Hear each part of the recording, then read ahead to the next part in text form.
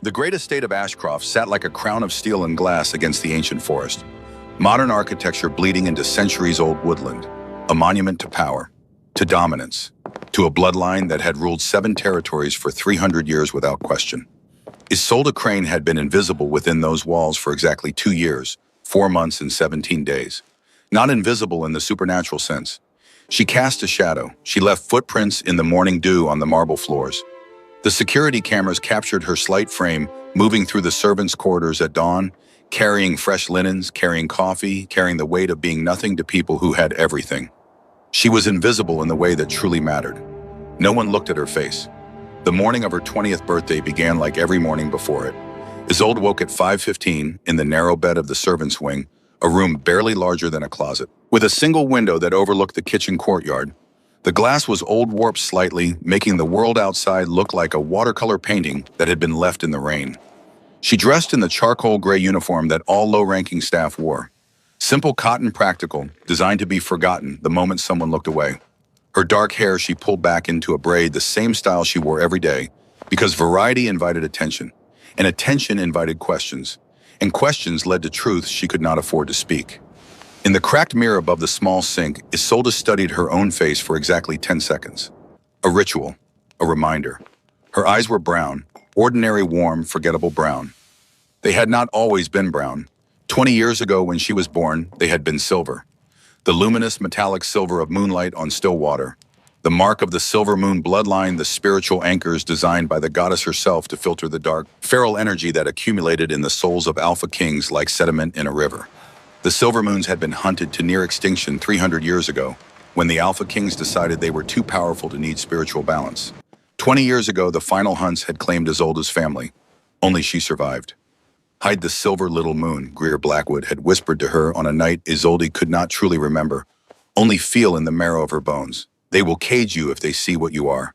They will drain you like a well until nothing remains. So Isolde had learned to make her eyes brown, a glamour so deep it had become second nature, like breathing, like lying. She walked through the estate in the blue hour before sunrise when the wolves of the household were still sleeping off the excesses of the night before.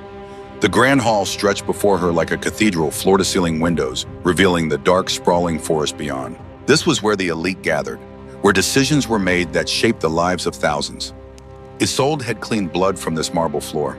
Not human blood, wolf blood from challenge duels that the Alpha King allowed in the old tradition.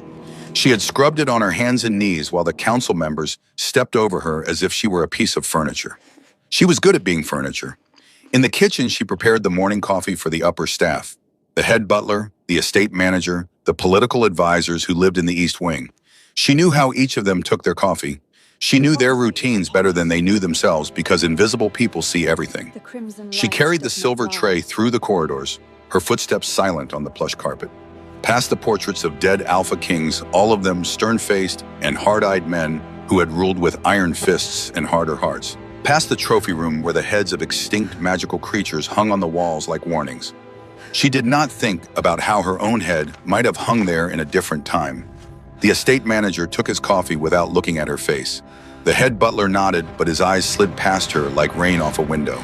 The senior advisor was on the phone speaking in clipped tones about border security, and he waved her away before she could even set down his cup. Isolde set it on the side table and retreated. This was her life. This had been her life for 2 years and 4 months and 17 days. She had stayed because Greer told her to watch, to wait, to see if the goddess's pairing would prove true when the blood moon finally rose. And then 3 nights ago, the blood moon came. The blood moon came once every 7 years, a celestial event that stirred the ancient magic sleeping in the veins of every werewolf on the continent. It was a night of power, of revelation, of bonds forming whether the wolves wanted them or not. The mate bond was not a choice. It was a biological imperative written into their DNA by a goddess who had grown tired of watching her children destroy themselves through isolation and pride. When the blood moon rose, it reached into the souls of unmated wolves and tied them together with invisible thread, binding them in partnerships designed to complement, to balance, to heal. Isolde had known it was coming. She had felt it in the restlessness of her wolf spirit, in the way her skin prickled every time she walked past certain parts of the estate. She had avoided the upper floors where the Alpha King lived. She had kept her head down, her presence small, her aura locked behind walls of will and desperate hope. It had not mattered. The Bond had found her anyway.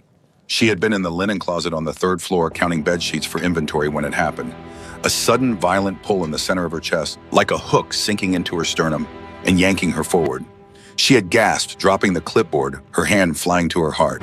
And she had known. Somewhere in this vast estate, her fated mate had just felt the same pull. Isolde had stood frozen among the stacks of Egyptian cotton and silk pillowcases, her heart hammering against her ribs, her wolf spirit surging to the surface for the first time in months, desperate and hopeful and terrified all at once. The Bond pulled again, stronger, insistent. Her feet moved without her permission, carrying her out of the closet down the hallway toward the West Wing, where she had never been allowed. She should have run the other way. She should have locked herself in her room and prayed for the Bond to be a mistake, a cosmic error that would correct itself by morning. But the Bond was not something you could outrun. She found herself standing outside the Alpha King's private office. The door was solid oak, hand-carved with Boris Ashcroft family crest, a wolf's head crowned with thorns.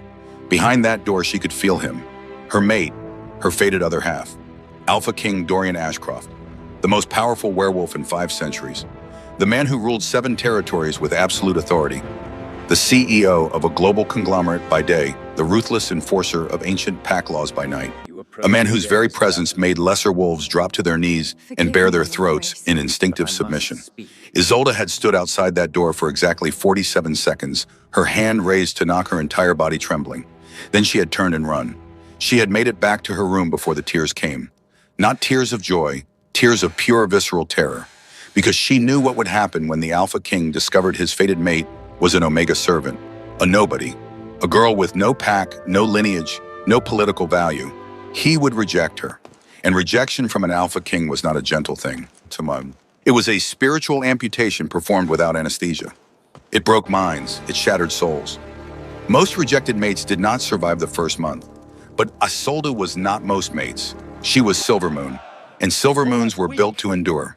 For 3 days she had waited. She had continued her duties, moving through the estate like a ghost, waiting for the inevitable moment when the Alpha King would feel the Bond strongly enough to track her down. It happened on the 3rd night. Isolde had been in the servants' dining hall eating a quiet dinner alone when Theron appeared in the doorway. The beta of the Ashcroft pack, the Alpha King's closest confidant and enforcer. He was a massive man, 6.5 feet of solid muscle and cold calculation, with eyes that missed nothing. Those eyes found Isolde in the corner of the room. "You, Theron," said, his voice carrying the weight of command. "The Alpha King requests your presence in the Grand Hall. Now." Every head in the dining hall turned to stare at Isolde. Servants did not get summoned to the Grand Hall. Servants did not exist in the same reality as the Alpha King. Isolde set down her fork with steady hands. She stood. She smoothed the front of her gray uniform, and she followed Theron into the jaws of her own destruction. The Grand Hall had been transformed. What was usually a cold, imposing space of marble and glass now blazed with candlelight and the electric tension of over 200 elite wolves gathered for a spectacle. They had all felt it. The moment the Alpha King's mate bond snapped into place. In the hierarchical structure of pack magic, every high-ranking wolf was connected to their alpha through invisible threads of loyalty and power. When something happened to the alpha, they felt echoes of it. The unmated wolves in the room looked at Isolde with a mixture of pity and morbid curiosity.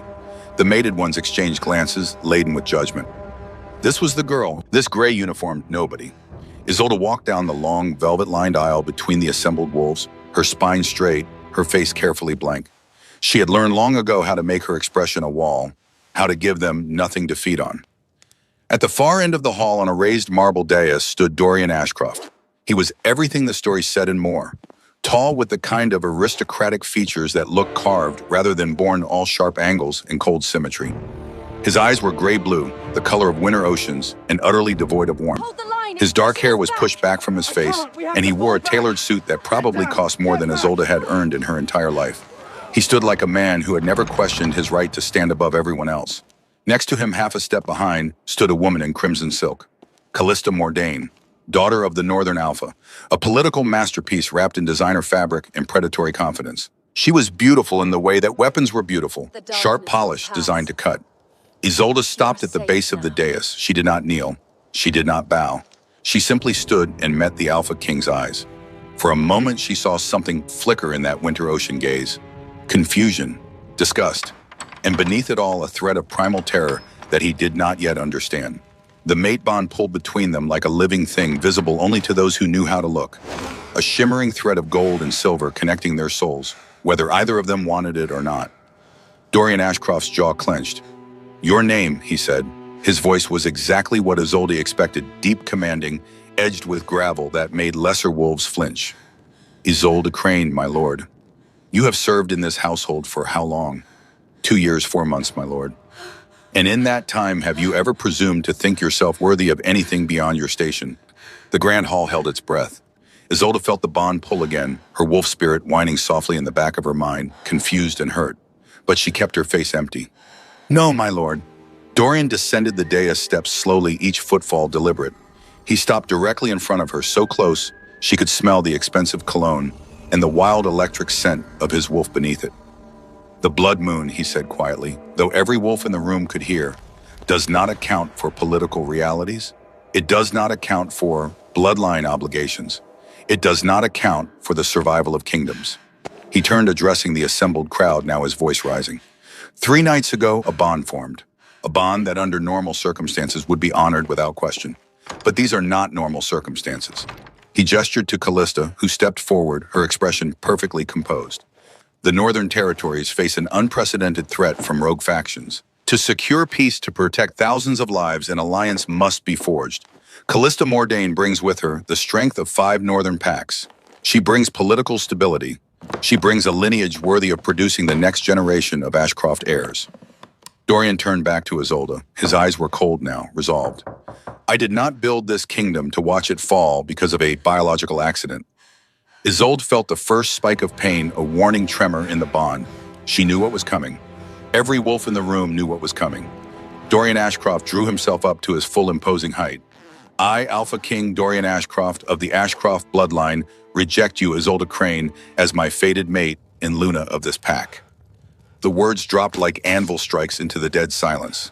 The bond between them should have shattered. Isolde should have collapsed, her body convulsing as the spiritual connection was violently severed. Most rejected mates bled from the nose, the ears, the eyes. The psychological trauma required weeks of sedation. 200 elite wolves leaned forward, waiting for the inevitable display of suffering. Isolde felt the bond fracture. She felt the mate mark that had been forming beneath her skin, a faint silver crest unique to Dorian's bloodline, begin to burn away. Pain lanced through her collarbone like a brand, but she did not collapse.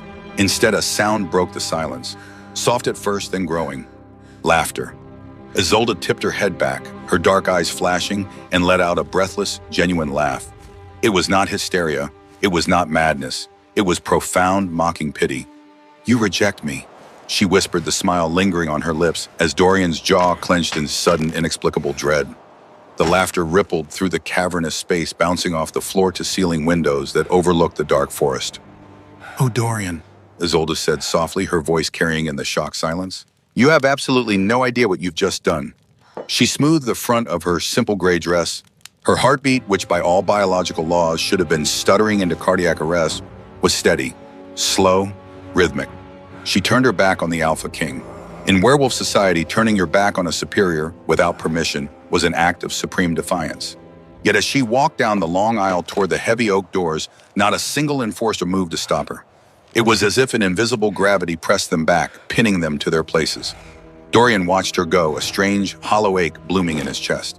As the heavy doors groaned open and clicked shut behind her, the grand hall plunged into suffocating silence. Callista stepped forward, laying a manicured hand on Dorian's bicep. "She's delusional," she murmured. "A broken Omega. You did what was necessary for the throne." Dorian looked down at Callista's hand. He felt absolutely nothing. The protective warmth that was supposed to blanket an Alpha's territory, a warmth he had not realized was there until this exact moment had vanished with the click of the door. "Yes," Dorian murmured, his eyes fixed on the empty space where Isolde had stood.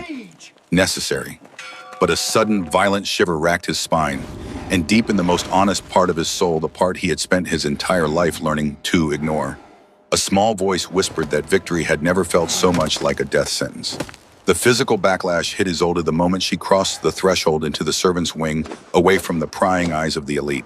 She staggered against the cool plaster wall, a sharp gasp tearing from her throat. The searing pain that had been manageable in the grand hall now blazed across her collarbone, like a branding iron pressed directly against her soul, the mate mark burning away. She slid down the wall to the floor, pulling her knees to her chest, breathing in slow, measured counts of 4. Inhale the pain. Exhale the tether. Most female wolves would be bleeding out of their noses by now, their minds fracturing under the weight of an alpha king's rejection. But Isolde was not most wolves. She closed her eyes and did not feel the pack bonds shattering. She felt a parasite being forcibly detached. When she opened her eyes, she caught a reflection in the glass of a darkened display cabinet across the hall. The familiar warm brown of her irises was gone. Her eyes blazed luminescent silver. The mark of the silver moon. The voice was not her own. It was her mother's, a ghost from a past buried under decades of blood and ash. A memory so old it felt like instinct. Hide the silver little moon. The Alpha Kings have forgotten the old pacts. They are consumed by their own power. If they see what you are, they will not revere you. They will cage you to siphon your light. Only a true mate, one who chooses your soul over your power, can be trusted. Dorian Ashcroft had failed the test, spectacularly. Isolde pushed herself off the floor, her legs shaking but functional. The silver in her eyes faded slowly.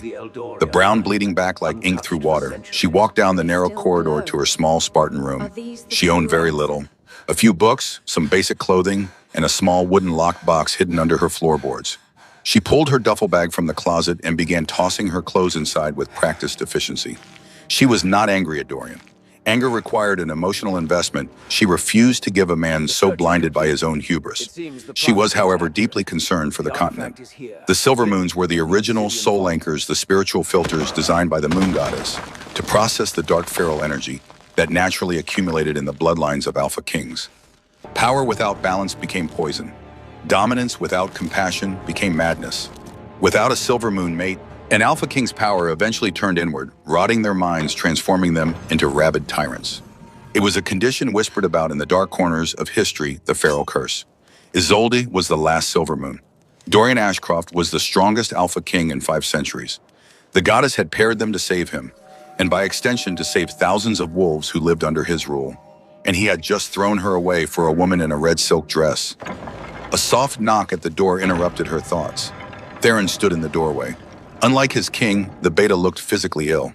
He was pale, leaning heavily against the doorframe, one hand pressed to his chest as if trying to soothe a phantom wound. The empathetic shockwave of the rejection was hitting the higher-ranking pack members hard. They were tied to their alpha through invisible threads of loyalty magic, and when the alpha suffered, they felt echoes. "You're leaving," Theron said. It was not a question. His voice was rough, scraped raw. "That was the royal decree, was it not?"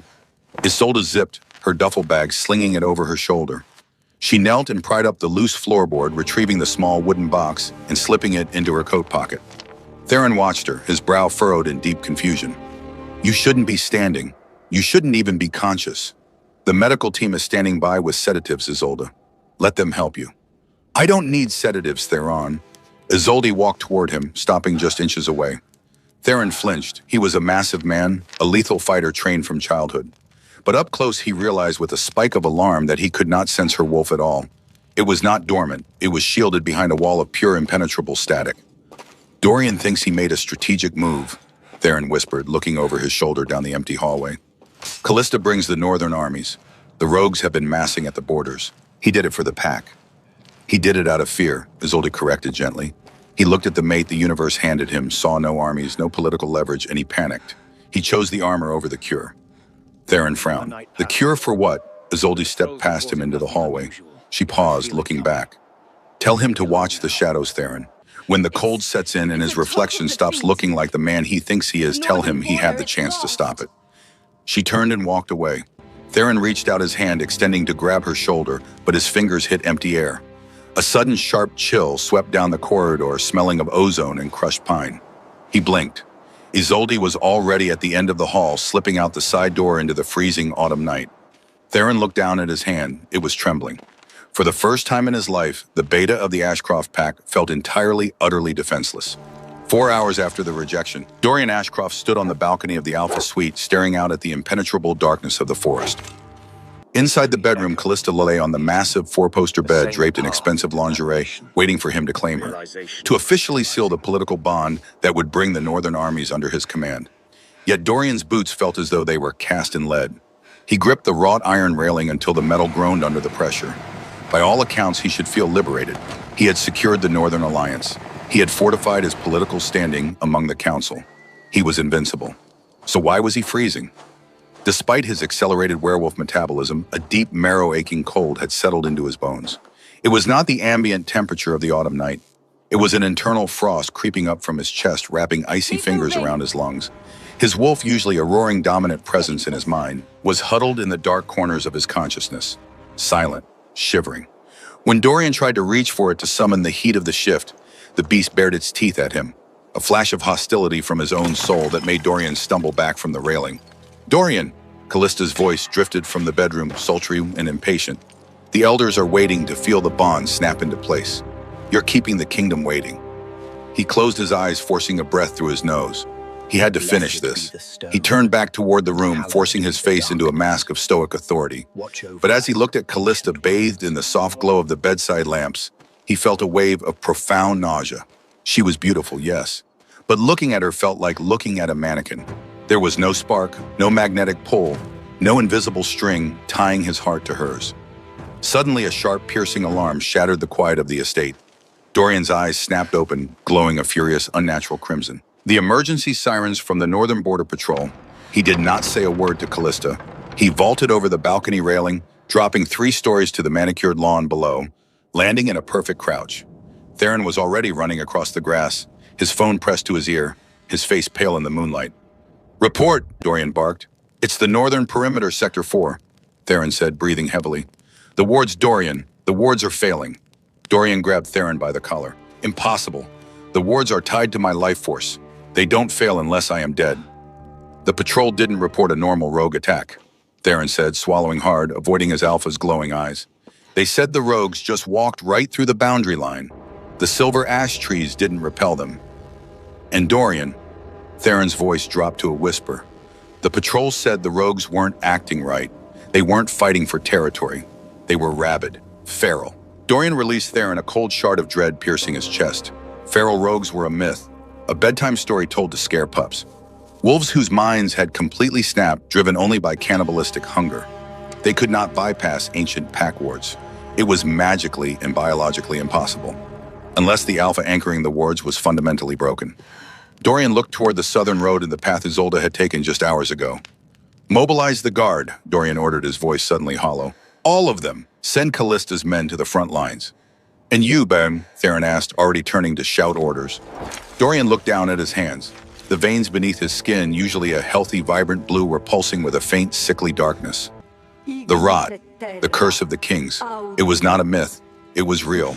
And without his true mate, it was already eating him alive.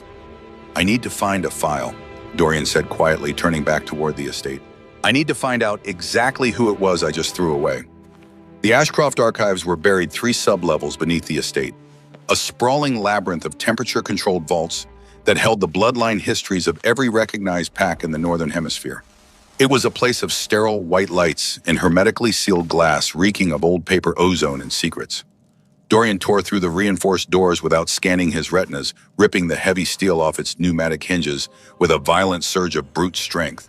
He did not even register the screech of the metal. His breathing was ragged. The dark veins had begun a slow, agonizing crawl up his forearms. Every beat of his heart pumped a slush of ice and adrenaline through his system. His inner wolf was not just silent anymore.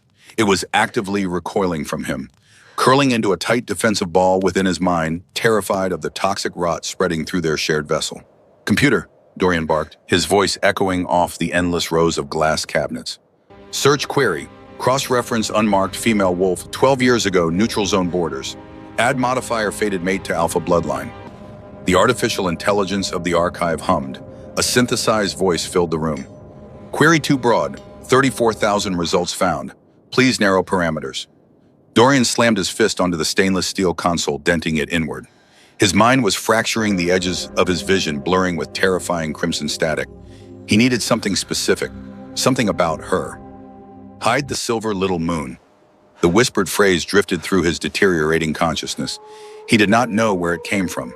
A phantom memory bleeding through the severed, ragged edge of their broken bond, perhaps. But the words stuck. Silver. "New query," Dorian rasped his throat, feeling as though it were lined with crushed glass. "Cross-reference mythical or extinct wolf lineages. Identifying markers, silver eyes, or lack of pack scent." The terminal hummed for a full 10 seconds. A red light blinked on the console. Accessing level 0 restrictions. One matching record found. Title: The Silver Moon Covenant. Access requires Alpha King Blood Cipher. Dorian did not hesitate. He drew one of the ceremonial silver daggers from his boot, sliced a clean line across his palm, and pressed his bleeding hand to the glass scanner. The machine whirred, analyzing his DNA. A heavy hydraulic hiss sounded from the far end of the room. A section of the wall slid away, revealing a small, dusty alcove that had not been opened in centuries. Dorian stumbled toward it. Inside rested a single decaying leather tome on a velvet cushion. He flipped the heavy cover open. The parchment was brittle, filled with hand-drawn anatomical diagrams of wolves in archaic script. But it was the illustration on the third page that made Dorian's breath hitch in his throat. It was a drawing of a woman. Her eyes filled in with shimmering metallic pigment. Beside the drawing was a block of text translated into modern English at the bottom of the page. The Silver Moons, the moon goddess's failsafe. Alpha Kings are forged with an excess of dominion energy, a power necessary to rule but toxic to the soul. Without a silver moon mate to filter and anchor this dark energy, the king's mind will inevitably sour. This is the feral curse. The king will turn on his own, his power eating him from the inside out until nothing remains but a rabid beast. The silver moons are not warriors. They are the cure. Dorian stared at the words until they blurred. The cure, yes. He had not just rejected a weak, politically useless Omega. He had violently severed himself from his own spiritual immune system. He had looked at the life raft the universe had desperately thrown him, mocked it, and set it on fire. Heavy footsteps echoed behind him. Theron rounded the corner, his tactical gear splattered with dark, viscous blood. The beta stopped dead when he saw Dorian, his eyes widening in horror at the dark veins now visible on the Alpha King's neck. Dorian, Theron whispered, taking a slow step back. The instinct to submit to his Alpha was suddenly at war with the prey-driven instinct to run from a rabid predator. The northern border, Dorian asked, not turning around. His voice was completely devoid of its usual commanding resonance. Gone, Theron said, his voice trembling. Callista's armies refused to hold the line. They said they could not feel the king's aura. They panicked. The feral rogues are pushing into the civilian sectors. We are losing Dorian. Whatever you did when you sent Isolde away, you broke the pack's anchor. Dorian slowly closed the ancient tome. He did not feel the panic anymore. The freezing cold had numbed him entirely. But in the dying embers of his consciousness, a single thought crystallized with perfect, terrible clarity. 20 years ago, his father had rejected a silver moon mate, a woman named Greer Blackwood's sister. Dorian's father had gone feral 6 months later, slaughtering hundreds before the council put him down like a rabid dog. Dorian had been 12 years old when he watched his father die, foaming at the mouth, dark veins consuming his entire body. History was not repeating, it was echoing. And somewhere in the darkness, Isolde Crane was watching him follow the exact same path his father had walked into damnation. Dorian looked at Theron, and for the first time in his 32 years of life, the Alpha King felt genuine primal fear. Get the helicopters ready, Dorian ordered, his voice a hollow rasp. I'm going to find my mate. The abandoned church sat on the absolute fringes of the human city 50 miles outside Ashcroft territory. It was a relic from a time when humans and supernatural creatures lived in closer proximity, back when both sides still believed in the same gods. The building itself was Gothic stone, covered in creeping ivy, that had long since claimed the walls as its own. The stained glass windows were shattered, leaving jagged teeth of colored glass clinging to the frames. Inside, the air was thick with the scent of old incense, damp stone, and centuries of whispered prayers that had soaked into the very foundations. This was a recognized neutral zone steeped in old hedge magic that masked the sense of supernatural creatures from one another. A sanctuary in the truest sense of the word. Isolde had walked the entire 50 miles through the night. Her duffel bag had grown heavier with each step, or perhaps she had simply grown weaker. By the time she pushed open the heavy wooden doors, dawn was breaking pink and gold through the skeleton of the ruined windows. Greer Blackwood was waiting for her. The old woman sat on one of the few remaining pews, her wool cardigan pulled tight against the morning chill. She looked like someone's grandmother, soft and wrinkled and harmless. But her eyes held the weight of centuries, and when she looked at Isolde, it was with the kind of grief that only comes from watching history repeat itself. You laughed at him, Greer said. It was not a question. Isolde set down her bag. I did. That took courage. It took clarity. Isolde walked to the center of the nave where Greer had already laid out the ritual components on the cracked mosaic floor. A battery-powered lantern illuminated the space. A vial of luminescent, milky liquid, a bundle of dried sage, and a small, wickedly sharp obsidian knife. Isolde recognized the setup immediately, the sealing ritual. "You're dying," Greer said, standing slowly. Her knees cracked. "I can see it from here. The phantom bond is draining you. Without him, you cannot filter the energy. It's backing up, suffocating your heart." Isolde touched her collarbone. The skin there was bruised, a sickly purple spreading from where the mate mark had tried to form and failed. She could feel the pressure in her chest like water building behind a dam. "How long do I have?" Isolde asked. "Days, maybe a week if you're strong, but the pain will be unbearable long before that." Greer knelt beside the ritual circle, her movements careful and deliberate despite her age. "The sealing will sever the phantom bond permanently. I'll lock your wolf away. You'll become fully human. No more connection to pack magic, no more supernatural healing, no more extended lifespan. But you'll survive. You'll own your own soul again." Isolde stared at the vial of silver sap. It was extracted from a true silver ash tree, the same trees that formed the ancient ward boundaries around Pact territories. The sap was caustic to supernatural creatures, burning like acid against anything touched by the goddess's magic. It would hurt, worse than the rejection, worse than anything she had ever endured. But she would be free. "Do it," Isolde whispered. Greer reached for the vial, then stopped. Her hand hovered in the air, trembling. "Child," she said slowly, "there is another way, dangerous but possible." Isolde looked at her. "What way?"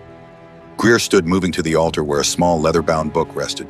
She flipped through pages of handwritten notes, diagrams of wolf anatomy overlaid with glowing script. "An alpha can be reborn," Greer said, her finger tracing the text. "Through complete ego death. If he willingly severs his own alpha spark, destroys the source of his dominance, the rot has nothing to feed on. It starves. And a silver moon can rebuild him from the foundation up, not as an alpha king, as something new, something balanced." Isolde felt her heart lurch. That would kill him. The mortality rate, 90% don't survive, Greer confirmed. The pain is catastrophic. Most lose their minds halfway through and perish in agony. But the 10% who survive, she looked up, her ancient eyes sharp. They become whole. The feral curse cannot touch them because they are no longer vessels for unchecked dominion. "He would never do it," Isolde said flatly. "Dorian Ashcroft would rather die than give up his power." "Perhaps." Greer closed the book. "Or perhaps he surprises you." "He already surprised me by proving he's exactly what I thought he was." Greer walked to Isolde, reaching up to cup the younger woman's face in both hands. Her palms were warm, papery, familiar. "20 years ago," Greer said softly, "I stood in a room not unlike this one with your aunt. Dorian's father had rejected her. She was dying. I performed the sealing ritual. She survived. She built a life as a human. She was content." Greer's eyes glistened. "But she was never whole again. And every time an alpha king in this world went feral and slaughtered innocents, she felt it like a phantom wound. Because she knew. She knew she could have prevented it if she had been brave enough to demand he change." "That's not fair," Isolde whispered. "It wasn't her responsibility to fix him." "No," Greer agreed. "It was not. But it was her power to try. And she chose safety over the possibility of transformation. I have spent 2 decades wondering if I gave her the right advice." Isolde pulled away, wrapping her arms around herself. "What are you saying, Greer? That I should risk my life on the chance that Dorian Ashcroft might find a shred of humility buried under all that pride?" "I'm saying," Greer said gently, "that you have a choice. Seal the bond and survive, or offer him a chance at redemption and possibly die trying. Neither choice is wrong. Neither choice makes you a hero or a coward. I just want you to make the choice with full knowledge." Isolde looked at the ritual components, at the silver sap that promised escape, at the obsidian knife that promised a far more dangerous path. She thought about the servants back at the estate, the children in the pack schools, the civilians who lived in territories bordering Ashcroft lands.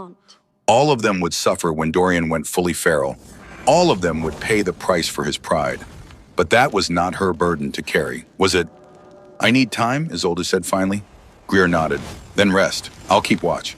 No one can breach the sanctuary wards without my permission." Isolde lay down on one of the pews using her duffel bag as a pillow. Exhaustion pulled at her like a riptide. She closed her eyes, and in the darkness behind her eyelids she felt him. Dorian. The phantom bond was still there, frayed and bleeding, but not yet severed. Through that tattered connection she could sense him. The cold spreading through his veins, the terror of his wolf spirit, the rot creeping like frost across his soul. He was suffering. Good part of her thought viciously, let him feel a fraction of the pain he caused. But another part, the part that had spent 2 years watching him from the shadows, seeing the moments when he thought no one was looking, remembered something else. She remembered the night he had stood on his balcony, staring at the forest, his shoulders slumped, with a weariness that went deep into his bones. She remembered overhearing him tell Theron, "I did not ask for this crown, but I'll die before I let it fall." She remembered the way his hands shook sometimes when he signed execution orders for rogues who threatened pack children. Dorian Ashcroft was not a good man, but he had been shaped by a system that demanded he be a king before he was allowed to be human. Isolde drifted into uneasy sleep, the phantom bond pulsing like a second heartbeat. She woke to voices. Greer was at the entrance of the church, her hands raised, violet energy crackling at her fingertips. Standing just outside the threshold, blocked by the invisible barrier of the sanctuary wards, was Callista Mordain. The Northern Alpha's daughter looked nothing like the polished political weapon who had stood beside Dorian in the Grand Hall. Her crimson dress was torn and muddy, her carefully styled hair hung in tangles around her face, and her eyes were red from crying. "Please," Callista was saying, her voice raw. "I need to speak with Isolde. I know I have no right. I know what I did, but please." Greer glanced back at Isolde. "It's your choice, child." Isolde sat up slowly. Every muscle in her body ached. The bruise on her collarbone had spread dark purple tendrils reaching toward her heart. She should send Callista away. The woman had stood beside Dorian while he destroyed Isolde's life. But something in Callista's voice, the naked desperation, made Isolde pause. "Let her in," Isolde said. Greer lowered her hands. The sanctuary wards shimmered and parted. Callista stumbled through, falling to her knees on the stone floor.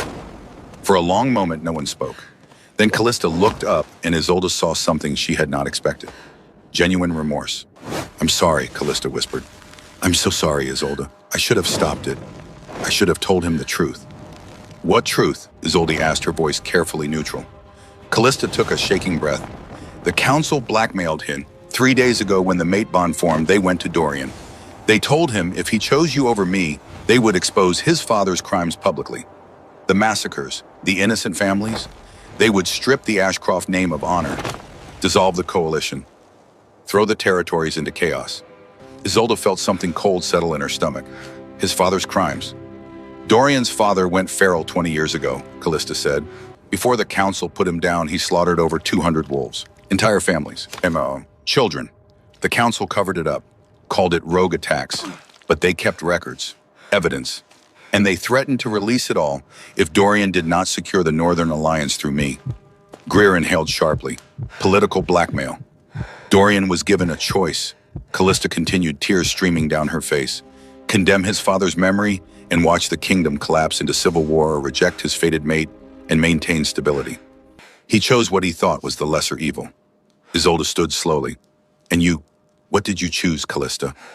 Callista flinched. "I chose to go along with it, because my father..." Her voice broke. "My father is going feral too, right now. The Northern Territories are falling apart.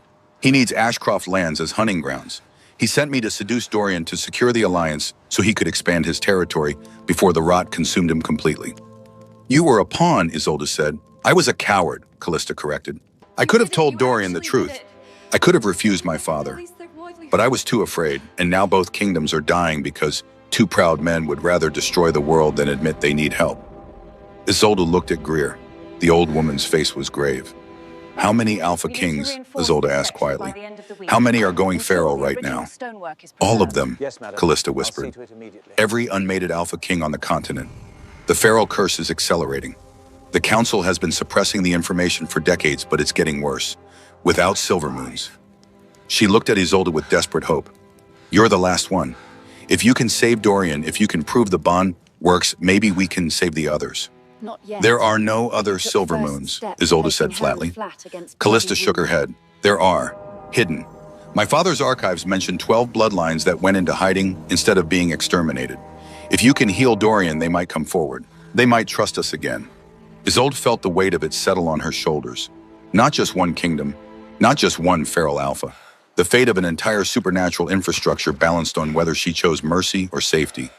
"This is not my responsibility," Isolde said, but her voice lacked conviction. "No," Greer agreed. "It is not, but it is your power." Isolde walked to the shattered window, looking out at the forest beyond. Somewhere out there, Dorian was deteriorating. The bond pulled at her chest, a constant ache. He would have to choose it, Isolde said finally. I will not save a man who wants to be saved only to preserve his kingdom. He would have to choose to change for himself, for the possibility of being better. Not for power, not for politics, for his own soul. Then test him, Callista said, standing. Make him prove it. Isolde turned back. And if he fails, then we all burn, Callista said simply. But at least we'll burn knowing we tried. It took Dorian hours to find her trail, hours to deal with the border crisis, hours to convince the helicopter pilot to fly into neutral territory to track the faint scent of ozone and pine that led him 50 miles south. By the time the helicopter arrived at the sanctuary, sunset was painting the sky in shades of blood and gold. Isolde heard it before she saw it, the rhythmic thrum of rotors cutting through the quiet of the sanctuary. Greer stood, her hands already weaving protective wards. He's coming, the old woman said. Isolde felt it through the bond, a presence approaching like a storm front, dark and desperate and barely controlled. The wards will hold him out, Greer said, unless you invite him in. Isolde picked up the obsidian knife from the ritual circle. The blade was cold, sharp, unforgiving. She slipped it into her pocket. How do I know, she asked Greer. How do I know if he's capable of real change? Greer smiled sadly. You don't. That's what faith is, child. A leap into darkness, hoping there's ground on the other side. The helicopter landed in the clearing beyond the church. The engine cut, the door opened, and Dorian Ashcroft stepped out into the dying light. Isolde's breath caught. He looked like a man possessed. The dark veins had consumed the left side of his face, pulsing with a sickly, erratic rhythm beneath his skin. His expensive suit was shredded, soaked in blood that was not his own. His eyes were no longer the winter gray she remembered. They were void black, empty of humanity. But he was still conscious, still walking, still fighting the rot with every step. He stopped at the edge of the sanctuary wards, staring at the church, at the invisible barrier he could not cross. Isolde, he called. His voice was a ruin scraped raw. She walked to the entrance. Greer stayed behind watching. Dorian's lightless eyes found her. For a moment, the rot seemed to recede, pushed back by something deeper. I know what you are, Dorian said. I know what I destroyed. Do you? Isolde asked. Silvermoon, he rasped. The last anchor. The cure I was too blind to see. He fell to one knee, his body shaking. I came to beg. Not as a king, not as an alpha. As a man who knows he deserves nothing, but is desperate enough to ask anyway. Isolde stepped closer to the threshold, close enough to see the single dark tear that slid down his cheek. Please, Dorian whispered. The pack is dying, the civilians, the children. I don't care what happens to me, but they don't deserve to pay for my pride. Fix the bond, save them. You want me to save your kingdom, Isolde said. I want you to save innocence, Dorian corrected. Let me burn. I've earned it. But they haven't. Isolde studied him. The proud, untouchable king reduced to a shivering wreck on the ground. I can't fix the bond, she said. Dorian's face crumpled. But, Isolde continued, I can offer you a choice.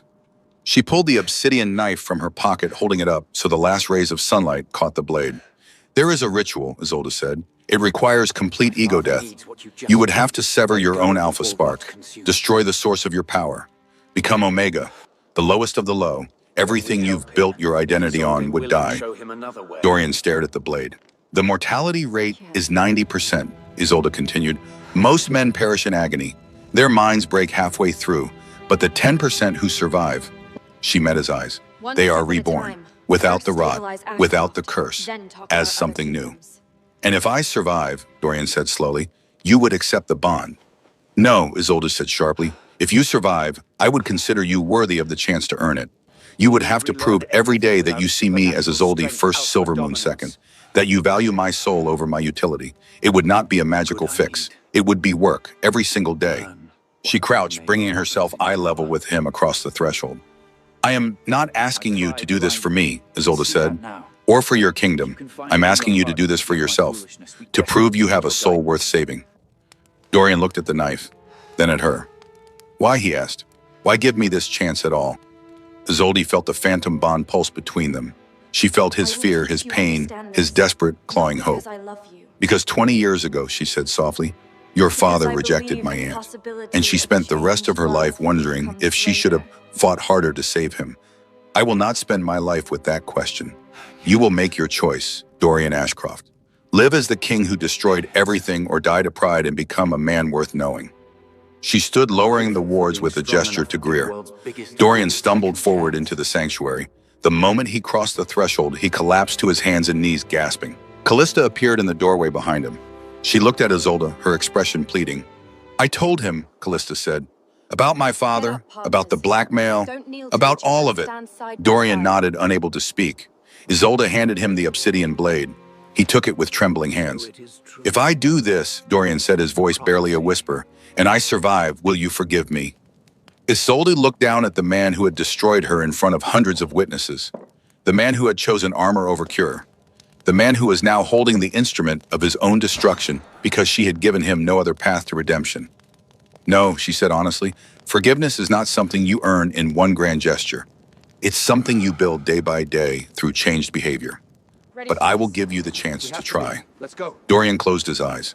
The obsidian blade rested in his palm, small and sharp and final. For a long moment, no one moved. Then Dorian spoke, his voice carrying through the church. "I, Dorian Ashcroft, confess before witnesses. I rejected my fated mate because she had no title. I valued image over soul. I chose political advantage over the bond the goddess herself tied between us. I have been every kind of fool that power creates." He opened his eyes. They were still void dark, but something human flickered in their depths. "I am every man who looked past a woman because she didn't advance his status. I am the rot I claim to fight, and I am done being that man." He turned the blade inward, pointing it at his own chest, at his heart, at the core of his alpha spark. Isolde's breath caught. She had expected hesitation, bargaining, a last-minute plea for another way. Instead, Dorian looked at her one final time. "Thank you," he said, "for seeing me clearly enough to offer me this." And he drove the obsidian blade into his own chest. The scream that tore from Dorian's throat was not human, not wolf. It was the sound of a soul being unmade. A shockwave of pure pitch-dark energy exploded from his chest, shattering the few remaining stained glass windows in a deafening shower of colored rain. The force of it drove Isolde to her knees, threw Callista back against the wall, made Greer's wards flare violet white. Dorian's spine arched at an impossible angle. The alpha spark, the golden core of dominance that had defined his existence since adolescence, ruptured like a star dying. Inside his mind, the massive silver-gray wolf that had ruled his consciousness collapsed. The golden aura of command that had always radiated from his skin evaporated into the damp air like smoke. The severing ripped through his nervous system, setting every pain receptor on fire. He pulled the blade out. Dark blood marked the white marble of the church floor. Dorian collapsed onto his side, gasping violently. His body felt impossibly heavy, frail, agonizingly cold. The acute, superhuman senses he had relied on for decades vanished. He could not hear the wind miles away. He could not smell the intricate layers of the forest. He was deafened by his own erratic heartbeat. The dark veins that had been spreading across his face surged one final time, then slowly faded to bruised, sickly purple. The feral rot deprived of the Alpha Dominion it fed on starved to death in his veins. Dorian curled into a fetal position, shivering uncontrollably. His eyes squeezed shut. He was nothing. No power, no authority, no supernatural strength. Just a man, broken, bleeding, waiting for death. Instead, he felt a small, warm hand rest gently against his cheek. Isolde knelt beside him. Her brown eyes had gone silver, blazing in the dim light of the church. "You did it," she whispered. There was wonder in her voice. "You actually did it." Dorian could barely focus on her face. "Did I survive?" "Not yet," Isolde said. She placed her other hand flat against the bloody wound in his chest. "But you took the first step." Silver light began to pour from her palms. Not the violent explosion of the Alpha Spark's death. This was different. Gentle. Cool. Like stepping into moonlit water. The silver moon magic flowed into Dorian's chest, seeking out the empty, echoing space where his Alpha Spark had been. It did not try to restore what was lost. Instead, it built something new. A foundation based on balance, on partnership, on the possibility of change. Dorian gasped as the magic stitched torn spiritual tissue together. The physical wound in his chest closed in seconds, leaving only a silver scar. But the magic did not stop there. It wove through his mind, finding the cowering remnants of his wolf spirit.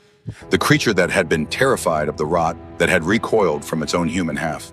The magic wrapped around it like a blanket, soothing healing, rebuilding trust. And slowly, tentatively, the wolf uncurled. It was different now, smaller, no longer the dominating tyrant that had ruled Dorian's consciousness. It was a partner, an equal. Dorian opened his eyes. The void darkness was gone. His natural gray-blue had returned, though they were clouded with pain and exhaustion. Isolde, he breathed. She smiled, and it was the first genuine smile he had ever seen on her face. Welcome back, Dorian, or perhaps welcome for the first time. He reached up with a shaking hand touching her wrist. I can feel you, not through dominance, through connection. The bond, Isolde said. It's reforming, not as hierarchy, as choice. Not through dominance, Callista approached through slowly, her eyes recognition. wide. The rot is gone, the veins are Spiritual fading. anchor, cure. Greer stood over them, her ancient face soft with something that might have been hope. He did it, the old woman whispered. In 300 years, he is the first Alpha King to choose ego death over empire. Dorian struggled to sit up. Every movement was agony. His body felt alien without the supernatural strength, the enhanced senses, the constant hum of dominance magic. But his mind was clear, crystal clear. For the first time in his life, he was not shouting over the roar of an Alpha's pride. The pack, Dorian said, the borders, the civilians. The wards will restore, Isolde said, not through your power, through mine. The silver moon magic will anchor the territory now. But you need to rest. You nearly died. I need to fix what I broke, Dorian insisted. Isolde cupped his face in both hands, forcing him to look at her. Listen to me, Dorian Ashcroft. You do not fix everything in one night. You do not earn redemption through suffering or grand gestures. You earn it through sustained daily choice to be better than you were yesterday. Her silver eyes blazed. Right now you rest.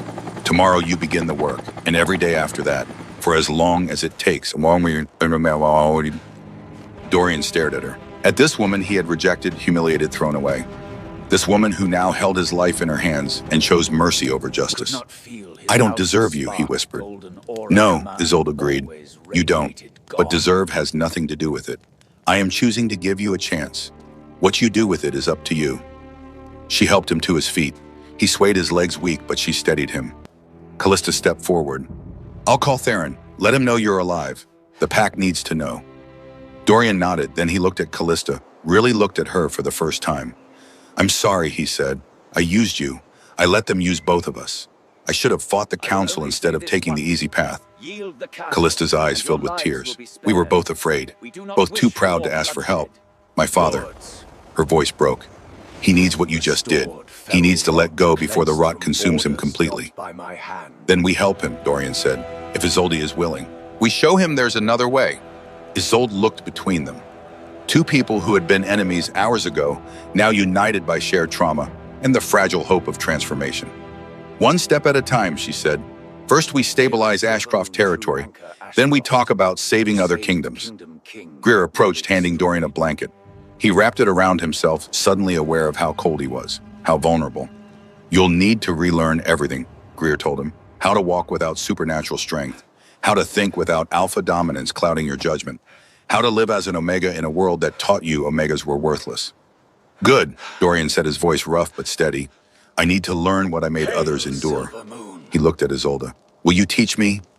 Isolde studied him. The man who hours ago had been a king, now wrapped in a borrowed blanket, asking for guidance from the woman he had called worthless. I will teach you, she said. But understand this, Dorian. I am not doing this because I love you. I am doing this because I believe in the possibility of change.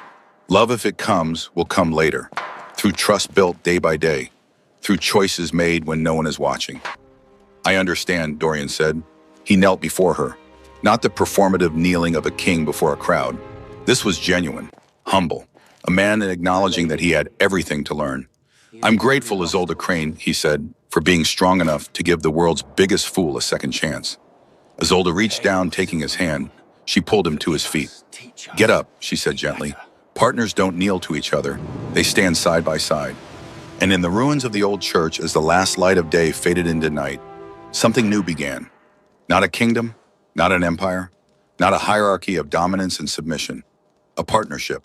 Fragile, But not uncertain, who she was. built on the ashes of pride and watered with the possibility of genuine transformation.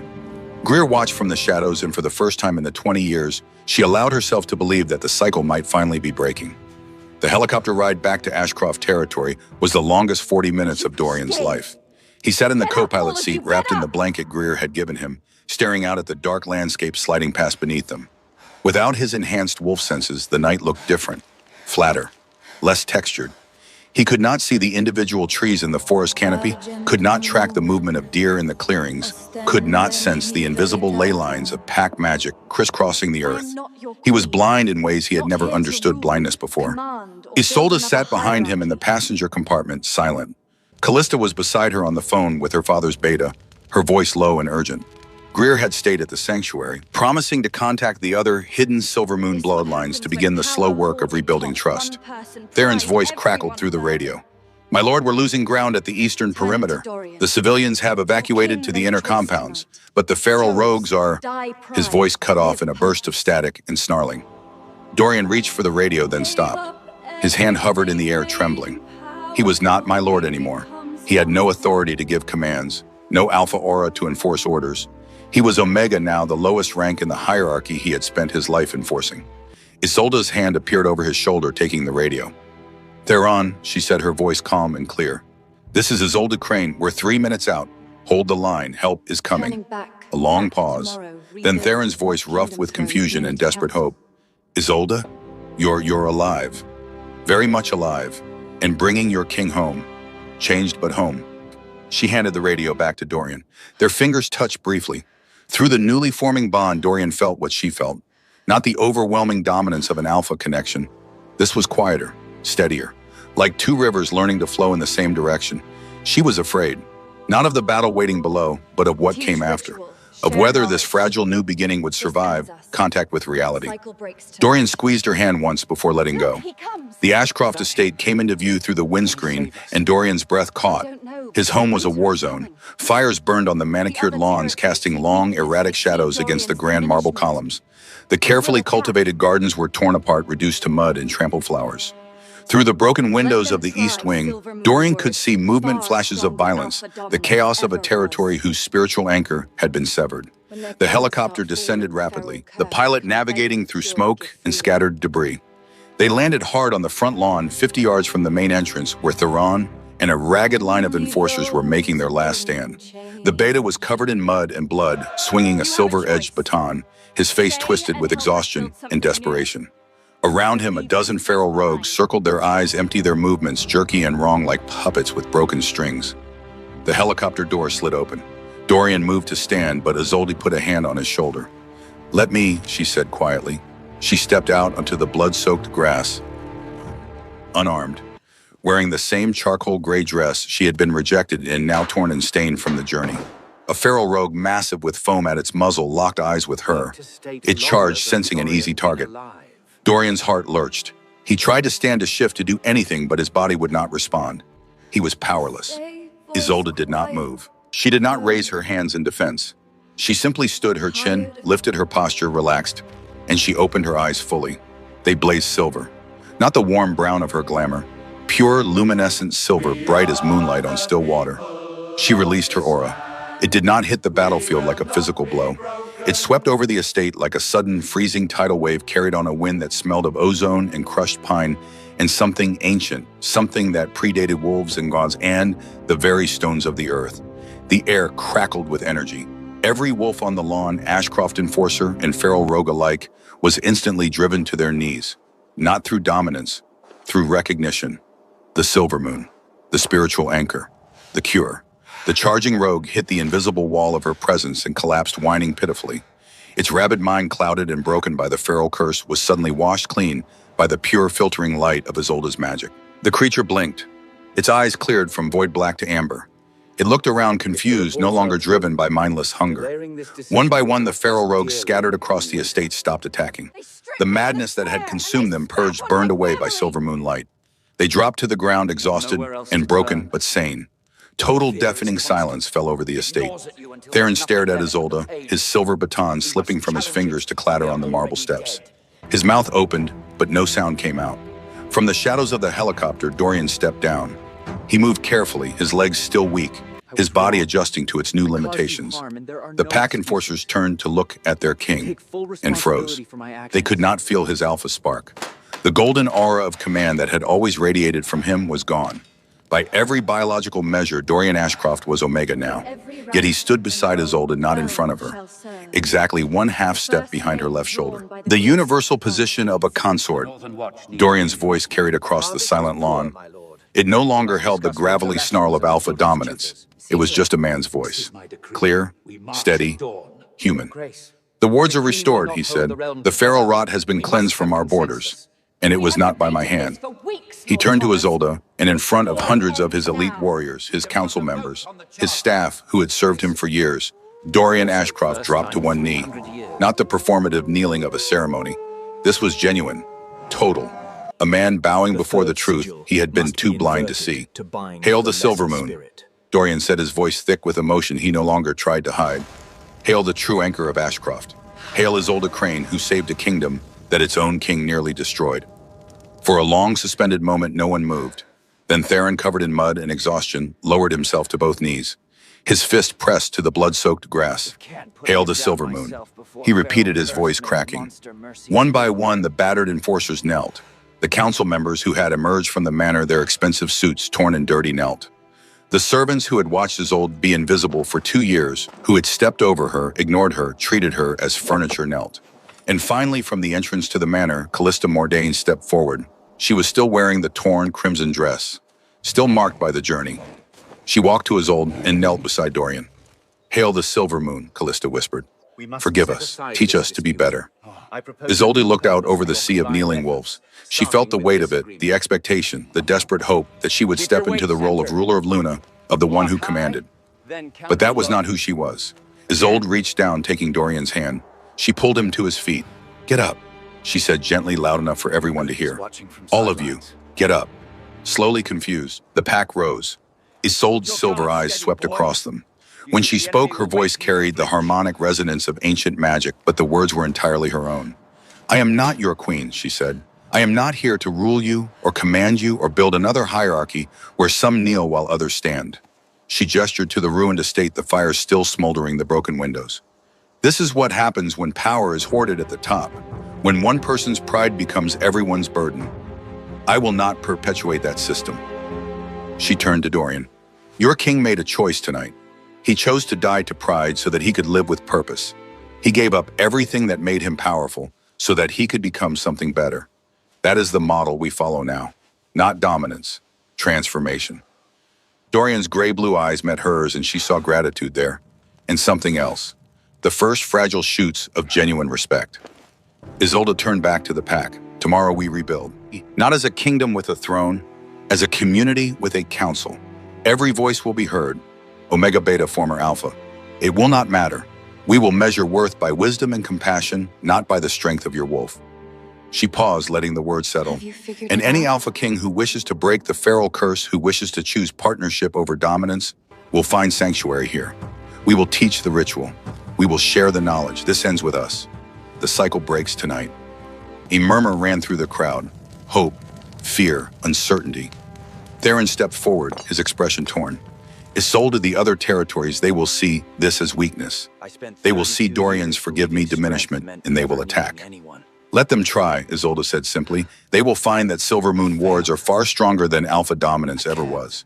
And when their own kings start falling to the feral curse, they will come begging for the cure. We will give it freely, but only to those willing to change. She looked at each face in the crowd. I am offering you a choice.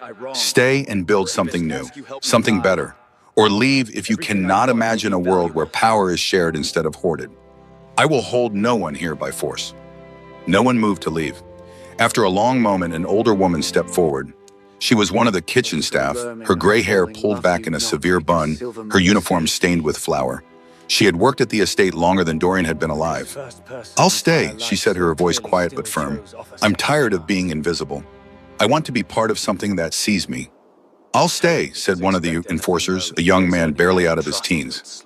I'll stay. I'll stay. The voices built like a wave, each one adding to the next until the entire gathered pack was speaking in unison. Isolde felt tears sting her eyes. She blinked them back. Dorian's hand found hers. She did not pull away. Together, they turned toward the estate, toward the long, difficult work of rebuilding. The week that followed was a blur of exhaustion and transformation. Dorian learned what it meant to be powerless in a world he had designed to crush the powerless. He attended the first council meeting, not as the head of the table, but as one voice among many. He listened to Omegas speak about the daily humiliations they endured.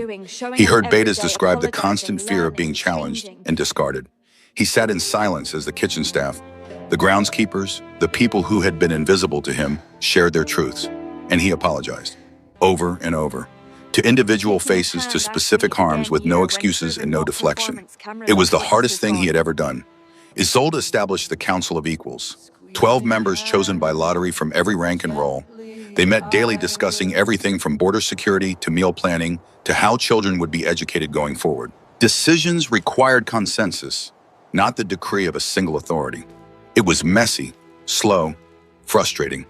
It was also the first time in 300 years that every wolf in Ashcroft territory felt they had a voice. Callista stayed for 3 days, learning the ritual, taking detailed notes.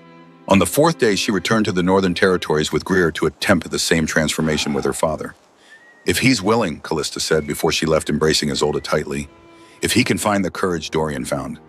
And if he can't, Isolde asked. Then I put him down myself, Callista said quietly, before the feral curse makes him a monster. That's mercy too. She left with hope and heartbreak in equal measure. Theron adapted to the new structure with surprising grace. He became the pack's shield, a role focused on protection rather than enforcement. He trained younger wolves in defensive tactics, taught conflict resolution, mediated disputes. One evening, Dorian found him on the training grounds working with a group of Omegas who wanted to learn self-defense. "You're good at this," Dorian said, watching from the sidelines. Theron glanced over, then returned to correcting a student's stance. "I spent years enforcing your dominance, Dorian. Watching people flinch when I walked by. I forgot what it felt like to help instead of intimidate." He paused, then added, "I like this better." Dorian smiled. It was a strange expression on his face, unfamiliar and crooked, but genuine. "Me too," he said. 2 weeks after the transformation, Isolde found Dorian in the garden. He was on his knees in the soil planting silver ash saplings with his bare hands. His clothes were simple work clothes stained with dirt. His hair was disheveled. He looked nothing like the polished king who had once ruled from a marble throne. He looked up when she approached, shielding his eyes from the afternoon sun. "You've been avoiding me," Isolde said, sitting on the garden wall. "Not avoiding," Dorian said, "giving you space and trying to figure out who I am when I'm not a king." "And have you figured it out?" Dorian looked down at the sapling in his hands. "I'm learning that I like working with my hands. I like watching things grow. I like being useful without being powerful." He set the sapling carefully into the hole he dug. "I'm also learning that I spent 32 years believing strength meant never needing anyone. That vulnerability was weakness. That asking for help was failure." He gestured to the estate below, where lights burned in windows, where people moved through their lives free from the constant weight of his dominance. "The strongest thing I ever did was admit I was wrong. The bravest thing I ever did was ask you to help me die to everything I thought made me valuable." Isolde felt the bond pulse between them, warm and steady. "I'm also learning," Dorian continued, his voice dropping to barely a whisper, "that I'm falling in love with you. Not because you're Silvermoon. Not because you saved me, but because you're the first person in my entire life who saw me clearly and still chose to offer me a second chance." Isolde's breath caught. "I'm not telling you this because I expect anything," Dorian added quickly. "I know I have years of earning ahead of me. I know trust is built slowly. I just wanted you to know. I'm learning to tell the truth even when it's uncomfortable." Isolde studied his face, the earnestness there, the vulnerability. This was not the proud, untouchable king she had served for 2 years. This was someone new, someone still forming, still learning who he could be. "I don't love you yet," she said honestly. Dorian nodded, accepting it without flinching. "But I could," Isolde continued. "I see the work you're doing. I see you showing up every day, apologizing, learning, changing. I see you choosing humility when pride would be easier. And I think, given time, I could love the man you're becoming." She took his hand. "Ask me again in a year, when you've proven this is not just performance. When the cameras are off and the witnesses are gone and you're still choosing to be better. Ask me then." Dorian squeezed her hand gently. "I will." They sat in silence, watching the sun set over the forest. Through the bond, Isolde felt his emotions. Hope, determination, and beneath it all, a deep abiding gratitude that he had been given the chance to become someone worth loving. 1 year to the day after the rejection, Isolde stood in the same garden where it all began. The same garden where she had been invisible for 2 years, trimming hedges and planting flowers, while the elite wolves walked past without seeing her. The garden looked different now. Not perfectly manicured, but alive, wild, growing in directions that would have horrified the old groundskeepers, but made the space feel breathing and real. Dorian found her there as the sun was setting, painting the sky in shades of gold and rose. He had asked permission earlier to join her, still respectful of her space even after a year of partnership. You remembered, Isolde said as he approached. 1 year, Dorian confirmed. You said to ask you again in a year. Isolde turned to face him fully. In the golden light, he looked different than he had in the grand hall. Softer, the harsh edges worn away by humility and daily choice. So I did, she said. Dorian took a breath. I'm not going to ask if you love me. That's not the question that matters. What I want to know is this. Do you trust me? Isolde considered it. Trust was harder than love. Love could be a feeling, fleeting and chemical. Trust was earned through consistency, through showing up, through choosing the right thing even when it was difficult. I trust that you're trying, she said carefully. I trust that when you fail, you take accountability. I trust that you mean what you say. I trust that you've changed in ways that go deeper than performance. But, Dorian prompted gently, but trust is not something you earn once and keep forever. It's something you tend like these gardens, daily work, consistent care. Dorian nodded. I understand, and I'm willing to do that work for as long as it takes. He reached into his pocket, pulling out something small. Not a ring. That would have been too presumptuous, too much like a claiming. It was a small silver pendant shaped like a crescent moon. I had this made, Dorian said, holding it out. Not as a symbol of ownership or romance, but as a promise. I promise to see you as Isolde Crane every day, not as Silver Moon, not as the woman who saved me, but as yourself. Complicated and strong and deserving of being known. Isolde took the pendant, feeling the weight of it in her palm. I promise, Dorian continued, to never take you for granted, to never assume your presence or your forgiveness, to earn my place beside you every single day, through choices and actions, not words. He met her eyes. And I promise that if you ever ask me to leave, I will, without argument, because your comfort and agency matter more than my feelings. Isolde felt something shift in her chest. The last wall, the final protection she had kept around her heart, softened. I love you, Isolde, Dorian said simply, not because you're my mate, not because you saved me, but because you are the bravest, most clear-sighted person I've ever known. And I'm grateful every day that you gave me the chance to become someone worthy of standing beside you. Isolde looked at the pendant, at the man who had been a king and chose to become human, at the partnership they had built day by careful day. I love you too, she said finally. Not who you were, who you are now, who you're still becoming. She stepped closer, closing the distance between them. And I choose you, Dorian, not because fate tied us together, because I want to, because you've shown me that people can transform if they're willing to do the work. Dorian's eyes shone. May I kiss you, Bamtern? You may. It was not the passionate, consuming kiss of romance novels. It was gentle, tentative, whoosh, a question and an answer. Two people learning each other, building something real from the ashes of what could have been a tragedy. When they pulled apart, Isolde felt the bond complete between them. Not the forced biological imperative of the blood moon. This was chosen, built, real. She looked down at her collarbone where the rejection had left its bruise. A silver mark was forming there now, delicate and luminous. Dorian touched his own chest where the obsidian blade had pierced. A matching silver mark glowed beneath his shirt. We're both Silver Moon now, Isolde breathed. The magic rebuilt you as half anchor. Partners in every way, Dorian said softly. Not king and Luna, not dominant and submissive, just two people choosing each other every day. They stood into the garden as the last light faded, holding each other, feeling the weight and possibility of everything they had built and everything yet to come. The grand hall had been converted into a community center. The throne room was now a library. Isolde ran a school teaching young wolves how to build partnerships based on cooperation rather than dominance. Dorian taught alongside her, helping former alphas dismantle the toxic beliefs they had absorbed. Together, they had helped 37 alpha kings undergo the transformation. 29 survived. 47 Silver Moons had emerged from hiding, finding sanctuary in territories across the continent. The feral curse was not eradicated, but it was understood now, managed. No longer a secret shame, but an acknowledged reality that could be healed through partnership and humility. On a bright morning, Isolde stood before a small class in the community garden. A teenage girl raised her hand. Miss Isolde, I read about the rejection. Why did you laugh? Isolde smiled. I laughed because in that moment I saw clearly what he could not.